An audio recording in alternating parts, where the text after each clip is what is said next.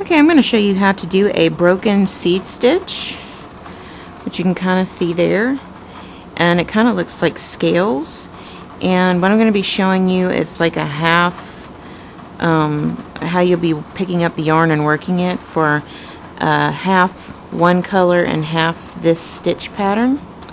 We're wanting to go in and get started. This is going to be a kind of 1 through 4 row kind of patterning. Okay, so what you want to do is we need to start with our color first, because we've already got our white down. Okay, and we're going to pick up the color wherever it's at. Pick up the color. Alright, and because we're doing it back and forth, we're going to be starting the same way.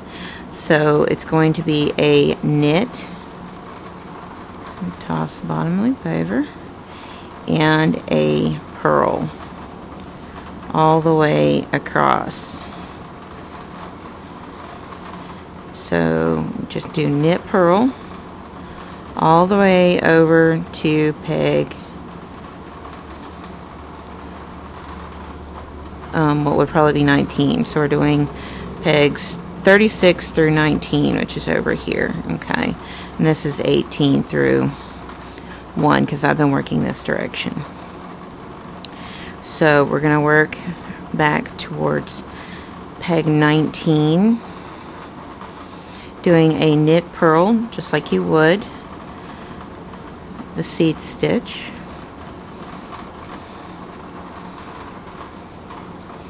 You can choose to do this on a sock all the way around if you would like.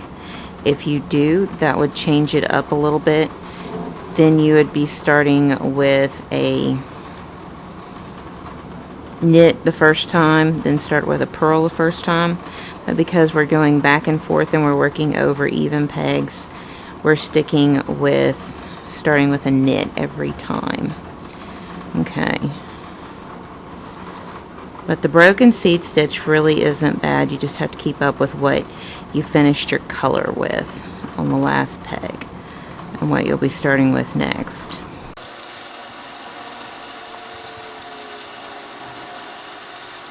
Okay, and as you can see, you're meeting up with your white here, which is your other color. Alright. To finish the row, you need to cross the white behind the color, bring it around the front, and knit to peg 1. Okay, and this completes your first row of this 4-row patterning when you're doing a half and half like I'm doing here on this sock design.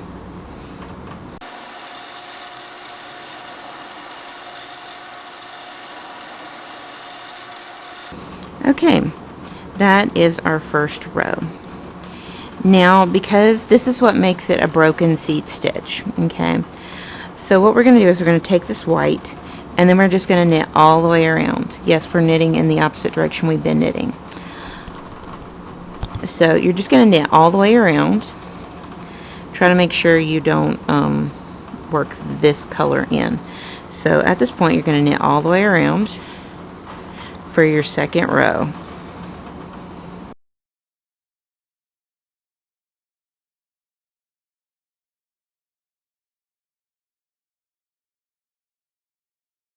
Okay, your second row of the 4-row pattern is done. Now we need to start our third row. Okay, and as you can see, your color is on this side and your white is on this side. You're going to pick your color up wherever it may be, and you're going to start with your knit, purl all the way over to here, and this is going to be your third row. Okay, so we're going to start here and we're going to do a knit, purl all the way across for our third row.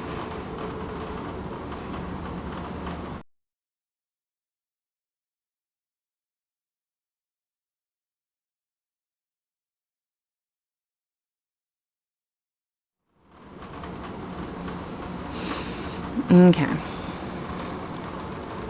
so to complete the row, you cross your white yarn behind your color into the front and knit 1 through 18, and this is complete your third row.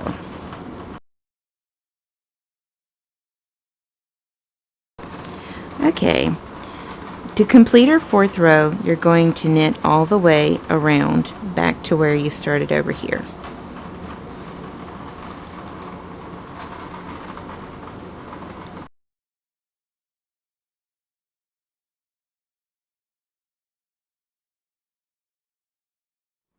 Now you'll see that your yarn is back right where it was when we started. Color over here, white over here, ready to move back here to go around to start with row 1 again. You'll keep doing this patterning if you've got even half, if it's even numbers on the front and the half. If it is not even numbers, if it's an odd number, you're going to be switching up what you start next with. Instead of it being a knit purl every single time, it'll be a knit purl for the first row, then a purl knit for the second row, just like the seed stitch is. You're flipping back and forth. So when you're doing that, you need to keep in mind, if you've got an odd half pegs that you're doing, odd on the half that you're doing, you'll need to start with the opposite of what you've you'll need to start with the opposite, okay? Because this is even, it's a knit purl every time. Knit purl, knit purl. If it's odd, it's going to be a knit purl, because you're going to finish with a knit over here. You're going to start with a purl knit, and then you're going to finish with a purl over here, if you've got an odd number of the half pegs, okay, that you're using. And if you're doing this circularly, it will switch up like that to like an odd number. So instead of doing a half and half like I've done here, and you wanted to do it just all the way around, just keep in mind when you're doing it all the way around that you'll be starting with, say, if you're doing it this way, it's going to be a knit purl all the way around, okay, and then you're going to do the white, and then when you go to do it, you'll need to do a purl knit, okay, to make it the proper broken seed stitch if you want to get this kind of scaled look. So keep that in mind. If you're doing circularly, you're going to be flipping back and forth, starting with a knit purl, and then the next row would be a purl knit when you lift your color up. All your white, your contrasting color, is always going to be knit all the way around, just knit, okay?